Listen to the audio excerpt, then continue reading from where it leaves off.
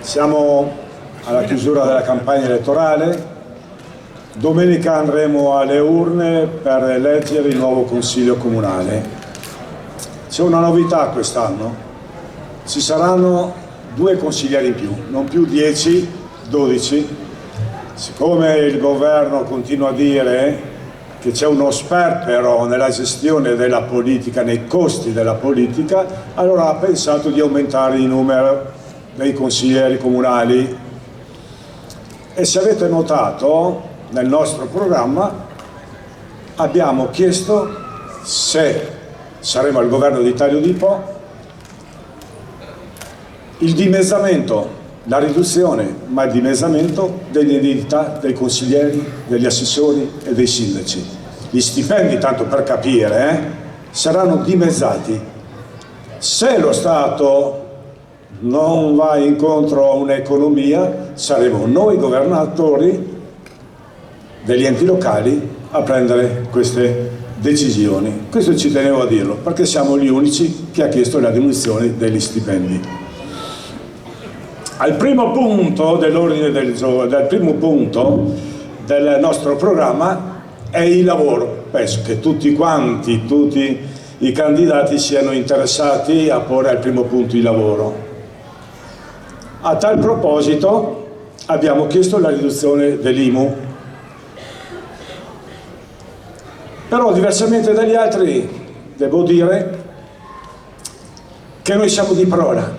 Siamo di parola per il fatto che nell'amministrazione Mischiati, della quale io ero in giunta come assessore, abbiamo ridotto l'ICI, allora si chiamava ICI, non IMU.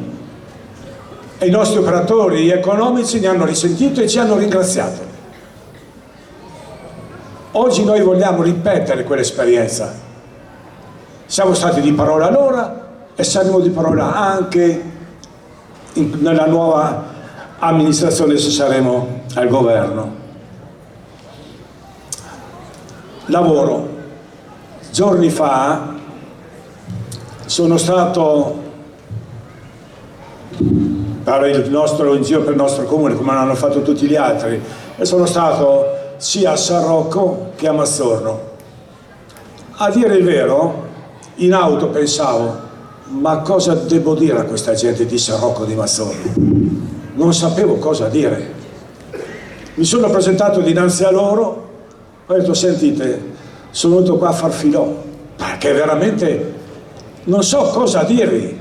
Ho visto l'ostello, ci sono 2 ostelli, tutti e 2 chiusi, abbandonati a se stessi. Io ricordo benissimo quando ero assessore, quanto turismo, quanta gente, quanti pullman si fermavano e portavano in indotto, detto proprio da quelli che erano presenti, a tutto San Rocco. Oggi non c'è più niente. Oggi quando muore una persona chiudono la porta e quella casa non riapre più. I giovani, quelli fortunati, vanno a lavorare a Porto Tollio o a Italia Udì Po, ma gli altri fanno a volte il valigione quello grande, perché prendono l'aereo, la nave e via vanno all'estero. In queste nostre località non c'è futuro. Che cosa devo dire? Ho detto quello che vi dirò adesso.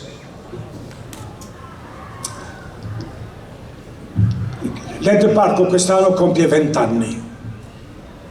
Che cosa ci ha dato la regione? Quali benefici ci ha portato l'ente parco? Quel pezzo di strada asfaltato in via Garibaldi, tutto lì. Niente, in 20 anni noi siamo creditori verso la regione, solo vincoli. Avanziamo tanti soldi. Perché?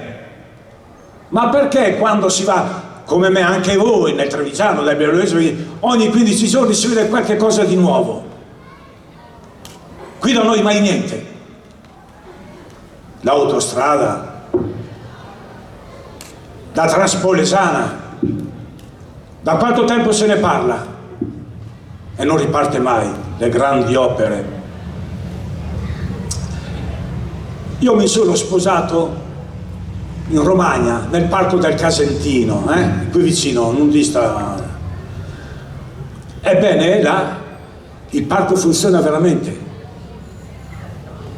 Ci sono alcune strutture, ne cito solo due. C'è una struttura in legno, di una dimensione lunga come la farmacia, così, dove all'interno, protetto da un grande cristallo, ci sono imbalsamati tutti gli animali del Parco del Casentino. Fuori da questa struttura, sulla sinistra c'è un bar con un piccolo ristorante, sulla destra c'è un'altra struttura bellissima in legno come quella che vendono tutti i souvenir, la maglia della Juventus, dell'Inter, via, vendono di tutto. Cioè vuol dire che c'è un grande indotto, un piazzale grandissimo, da marzo a giugno le scolaresche è sempre pieno di pullman, durante tutta l'estate fino a fine anno piena di auto. E funziona. Come che funziona quella struttura lì fatta dalla regione?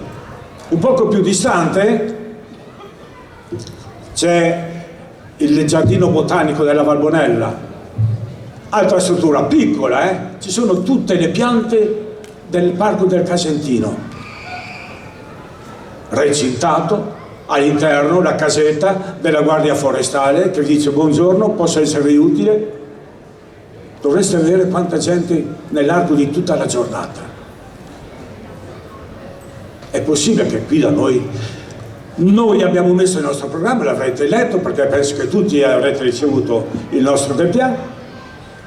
Il Delta in miniatura non è come il Delta, non è come Italia miniatura che vedete sull'Adriatica, no, dimensioni più piccole e via, però è un'altra struttura che attira turismo. Voi sapete dove abito io? Ebbene, ogni giorno vedo 3, 4, 5, 6, 7 pullman che passano dinanzi al mio negozio, vanno sull'Argine del Po, si imbarcano, tornano la sera, rimontano sui pullman e se ne vanno. E questo è il turismo. Allora si deve cambiare qualche cosa. Cara Regione, se noi saremo al governo, verremo a bussare tutti i giorni. Nella mia lista ho messo una persona che per motivi di lavoro è a Venezia tutte le settimane. E tutte le settimane andrà in regione. Perché me l'hanno insegnato loro, 2 assessori. Perché io dovevo essere assessore regionale, nessuno lo sa, ho rinunciato. E quello che è andato al posto mio mi ha spiegato, mi ha fatto scuola, ha detto: Luciano, è inutile che mandate tante email, tante richieste via telematica, dovete attuare il sistema vecchio, venire qui, tirare la giacca, stancare gli assessori. Così si fa. E noi abbiamo tutta l'intenzione di fare questo. Poi, sempre per creare lavoro e anche per aiutare tante famiglie bisognose che hanno la necessità della casa, perché tutti in programma hanno messo costruzione di nuove case popolari e l'ATER che risponde: soldi non ne abbiamo. Ebbene, noi abbiamo una quindicina di case popolari chiuse perché devono essere ristrutturate, messe a posto, non sono più abitabili secondo l'ATER, ma l'ATER soldi non ne ha. Allora è inutile chiedere nuove case, mettiamo a posto quello che abbiamo. Come? Signori, siete 15 famiglie, ve le mettete a posto voi, non pagherete l'affitto per 2 o 3 anni fino a coprire la spesa che siete andati incontro, e così recuperiamo e soddisfiamo 15 famiglie che ne hanno bisogno. Inoltre ci dà lavoro, perché lì c'è lavoro l'idraulico, il falegname, il muratore, il bianchino, un po' tutti quanti. Così si fa la politica del lavoro, dalle piccole cose alle grandi cose. E noi ci crediamo in questo, veramente, non ci vogliamo.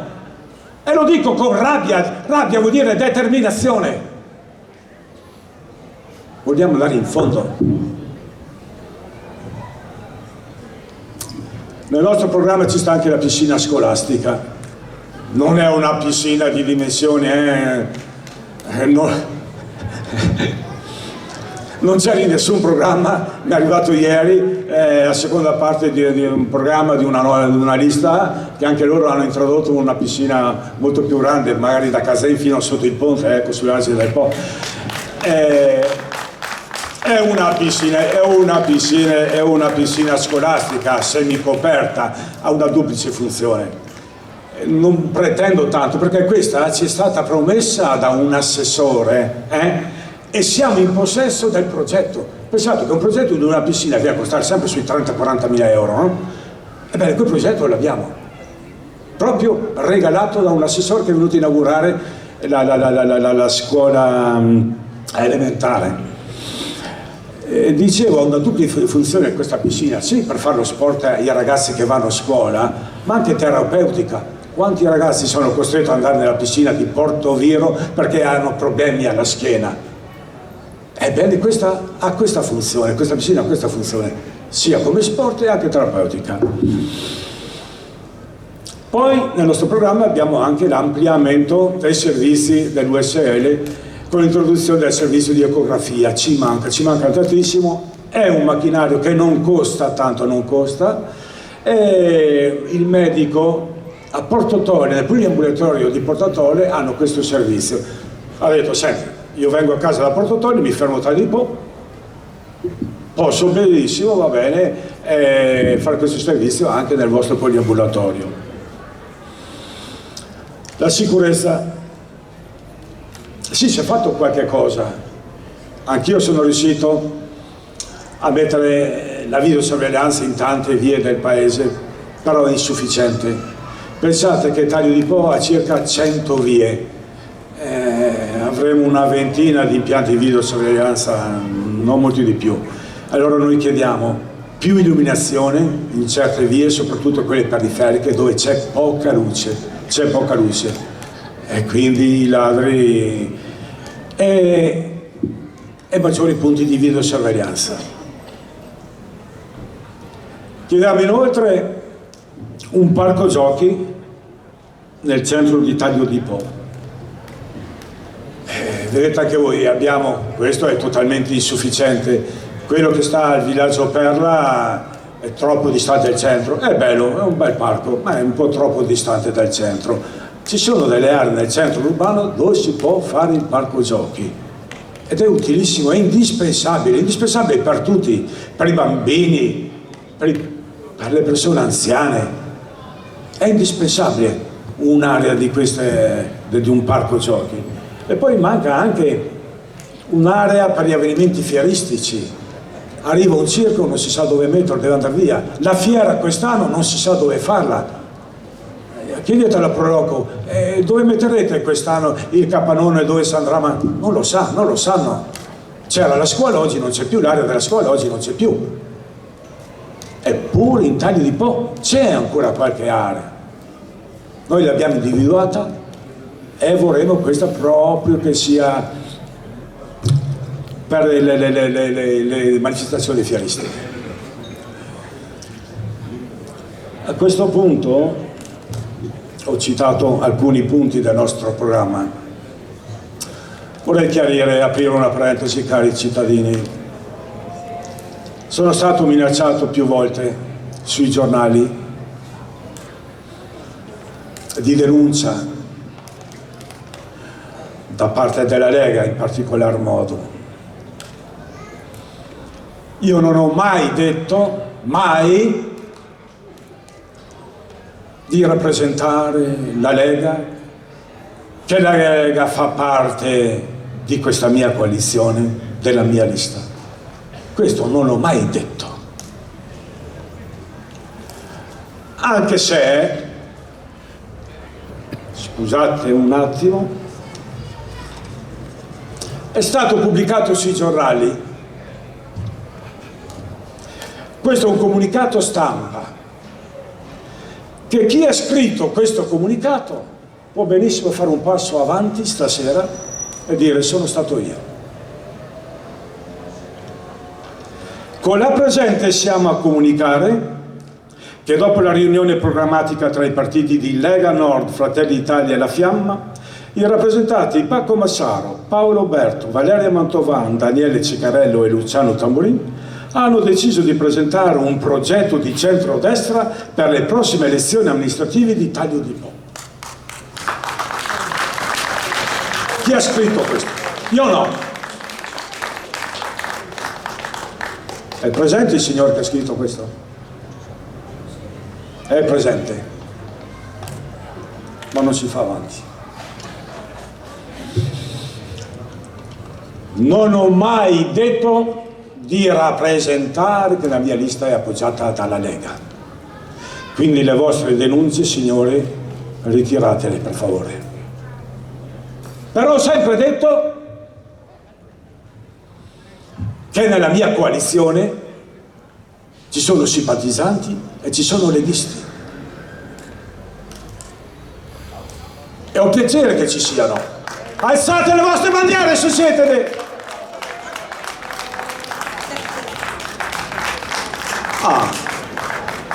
Là, che bello. Allora è vero, ci sono i leghisti allora che mi appoggiano. Allora, siccome la matematica non è un'opinione, facciamo la controprova. Leghisti della lista Laila, alzate le vostre bandiere. No, voi avete la Lega. Dove sono le vostre bandiere? Chiedo scusa. No, chiedo scusa, ho sbagliato. Dovevo dire di alzare le bandiere del PD. Chiedo scusa. Vedi Laila, c'è modo e modo di far politica. Non si fa così. Io quando, un aneddoto, tanti anni fa, con i miei ragazzi andavamo, era il venerdì sera, ultima ora per affiggere i manifesti. Porca miseria, siamo restati senza colla. E allora con i manifesti si ritornava a casa. Ma proprio qui in piazza, Nello Fabbri, con i suoi compagni del Partito Comunista, Tamburini, come mai ancora i manifesti? Senza colla gli avevamo finito. Ma vieni qua, vieni! Il Partito Comunista ha dato la colla alla fiamma. Quello era il modo. Si andava d'accordo allora. Non l'odio, non la cattiveria. Siamo andati d'accordo in questa campagna elettorale col PD e con i 5 Stelle. Eravamo là. Loro mi davano un fiorellino perché avevo delle donne e io un'ombra di vino. Va bene? Comunque sono in chiusura. Non entro nella polemica. Ho voluto chiarire solo questo e basta. E allora noi gli italianesi liberi abbiamo alzato la nostra vela, la vela su questo paese che si è impiantato, che è infagato, che non riesce a ripartire. Quello che chiedo a voi sono i vostri voti, perché ogni voto è un soffio di vento e se i voti sono tanti riusciremo a far partire veramente Taglio di Po. Forza, coraggio, facciamoci una sorpresa, votate, fate votare Taglio Lisi Liberi. Grazie e buonanotte.